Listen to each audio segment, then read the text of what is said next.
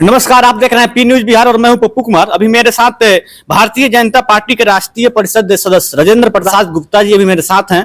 आज बात होगा राम जी जो मेरे भगवान मतलब वर्षों से कहीं ना कहीं एक टेंट में रहा करते थे और अब मतलब इसी जनवरी में कहीं ना कहीं 22 जनवरी के एक राजमहल में जाने वाले हैं, उसी को लेकर कुछ बात होगा। स्वागत है आपका मेरे चैनल में। धन्यवाद जी। बहुत दिन से कहीं ना कहीं हम लोग को जो भगवान है राम जी एक टेंट में रहा करते थे और 22 जनवरी के कहीं ना कहीं एक राजमहल में जाने वाले हैं, इस पे क्या कहिएगा? ये तो हमारे जितने सनातनी हमारे हिंदू भाई हैं इस देश में जी, उन लोगों के लिए सबसे बड़ा सौभाग्य की बात है कि हम लोगों की ही जिंदगी में ये मौका मिल रहा है कि पिछले 500 सालों से जो राम मंदिर बाबरी मस्जिद के रूप में अतिक्रमित कर लिया गया था, उसको बाबरी मस्जिद के जगह पर आज भव्य राम मंदिर बनने का जो सपना हम सबों का था वो हम लोगों की जिंदगी में पूरा हो रहा है।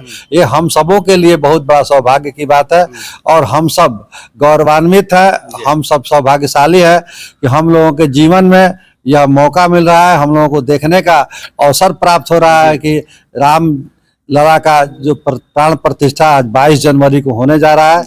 इसके लिए जो मंदिर ट्रस्ट है, उस ट्रस्ट के जितने भी हमारे सहयोगी हैं, जितने लोग उसमें कार्यकर्ता हैं, हम सबों का हृदय से धन्यवाद करते हैं।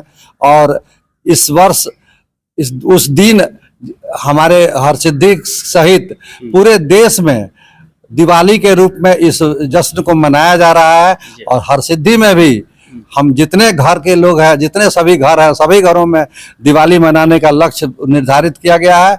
और उस दिन कहीं हनुमान आराधना, कहीं अष्टजाम, कहीं भोज, इस तरह के कहीं ना कहीं कुछ ना कुछ कार्यक्रम दीपावली के रूप में मनाने का हम लोग काम कर रहे हैं। बहुत मतलब जगहों पर देखा जा रहा है हरसिद्धि क्षेत्र में एक आप लोग के द्वारा बैनर लगवाया जा रहा है। बैनर लगवाने का मुख्य उद्देश्य क्या है? बैनर लगवाने का मुख्य उद्देश्य है कि जो लोग नहीं जानते हैं, आने जाने वाले लोग जागृत होंगे, लोगों को उत्सुकता लगेगा कि भाई क्या बैनर क्या है। तो उसमें जैसे हम लोग पहले दिवाली के लिए, छठ के लिए या होली का हम लोग शुभकामना देते हैं, तो उसी तरह से यह बैनर लगा करके राम मंदिर का जो प्राण प्रतिष्ठा हो रहा है, इसके लिए हम पूरे देशवासियों को शुभकामना देने के लिए और लोगों को दीपावली मनाए इसके लिए जागृत करने के लिए हम लोग बैनर लगवा रहे हैं। बहुत खुशी की बात है कि कहीं ना कहीं हम लोग के ही पीढ़ी चल रहा है, इसी में कहीं ना कहीं राजमहल में जाने वाले हैं। कुछ लोग विरोध कर रहे हैं राम जी का कि राम मंदिर बनवाने से क्या फायदा है, वहाँ हॉस्पिटल बनवाया जाता, उन लोगों को क्या कहिएगा? अब वैसे लोगों का बुद्धि भ्रष्ट हो गया है तो इसके लिए हम लोग क्या कर सकते हैं, भगवान उनको बुद्धि दें। जहां तक हॉस्पिटल बनाने की बात है और मंदिर के जगह पर हॉस्पिटल या स्कूल बनवाने की बात है, तो अभी हमको लगता है कि इस 5-7 सालों के अंदर जितना हॉस्पिटल का निर्माण हुआ है, एम्स अस्पताल का निर्माण हुआ है, जितना विद्यालय का निर्माण हुआ है, उसी में पढ़ने वाले बच्चों को इतनी सुविधा मिल रही है। तो मंदिर का अपना अलग उपयोग है और स्कूल का और हॉस्पिटल का दोनों का अलग अलग उपयोग है। पढ़ने के लिए हम स्कूल में जाएंगे, इलाज कराने के लिए अस्पताल में जाएंगे, लेकिन अपने आराध्य देव का पूजा करने के लिए तो हम लोग मंदिर में ही जाएंगे ना। इसलिए मंदिर का भी आवश्यकता है और अस्पताल का भी आवश्यकता है। अस्पताल की कोई कमी नहीं है, ऐसा नहीं है कि मंदिर नहीं बनेगा तो अस्पताल बन जाएगा। अस्पताल भी बन रहा है और मंदिर भी बन रहा है। लेकिन वही लोग बोल रहा है कि मेरे सपना में राम जी आए हैं और बोले कि मंदिर का कोई जरूरत नहीं है। ऐसा भी होता है क्या? अब सपना तो क्या आता है भगवान जाने, लेकिन हम यही बात कहे कि भगवान उनको सद्बुद्धि दें। और ऐसे लोग कहने वाले लोग एक तरफ कह रहे हैं कि हम प्राण प्रतिष्ठा के अवसर पर नहीं जाएंगे और दूसरी तरफ ये भी कह रहा है कि भगवान सबके हैं और हम लोग बाद में जाएंगे। तो भाई जाने के लिए आपको जब मौका लगे और जब आपको इच्छा लगे, तो एक दिन की चीज है नहीं।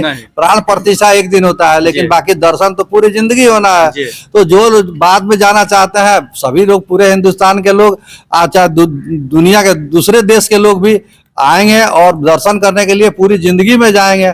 और यहाँ तक तो अब दूसरे देश के में, अमेरिका में, यहाँ नेपाल में प्राण प्रतिष्ठा के दिन छुट्टी घोषित किया गया है। और हमारे यहाँ के अपने वोट की राजनीति में, वोट के लालच में लोग केवल विरोध करने के चलते और ये लोग यही भूल जा रहा है कि भाजपा का विरोध करते करते ये लोग रामलला का विरोध करने लगे हैं। भगवान उनको सद्बुद्धि दे। मतलब कहीं ना कहीं भगवान के नाम पे राजनीति करना ये कहाँ तक सही है?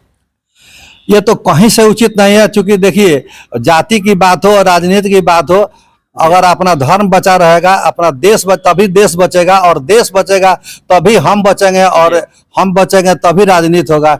इसलिए मेरा अपना मानना है कि पहले अपने धर्म को बचाना चाहिए, देश को बचाना चाहिए, तब जाकर के राजनीति भी होगी और तब जाकर के हम भी बच पाएंगे। कुछ लोग ऐसा भी है कि बोल रहा है कि मतलब मंदिर बनवाने से रोजगार क्या मिलेगा, फायदा क्या होगा बिहार वासियों को, भारतवासियों को, उन लोगों को क्या कहिएगा?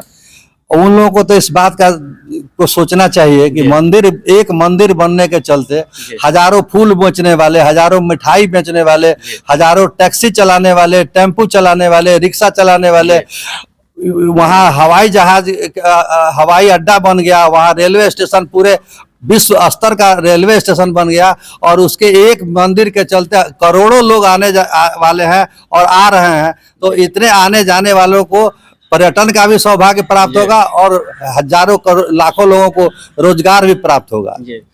अच्छा, अंत में क्या कहिएगा पूरे बिहार वासियों और भारतवासियों को, जाते जाते अंत में क्या कहिएगा? राम मंदिर के जो 22 तारीख रहती है उद्घाटन होने वाला है, राम जी जो मेरे टेंट में रहा करते थे वो अब राजमहल में जाने वाले हैं, इसमें क्या कहिएगा?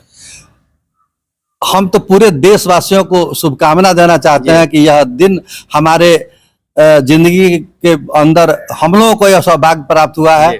पूरे हमारी जो पिछली पीढ़ी थी उन लोगों को इसका सौभाग्य प्राप्त नहीं हुआ। आज के समय में जितने लोग आज जीवित हैं, सब लोगों को इस सौभाग्य प्राप्त हो रहा है राम मंदिर की प्राण प्रतिष्ठा देखने का।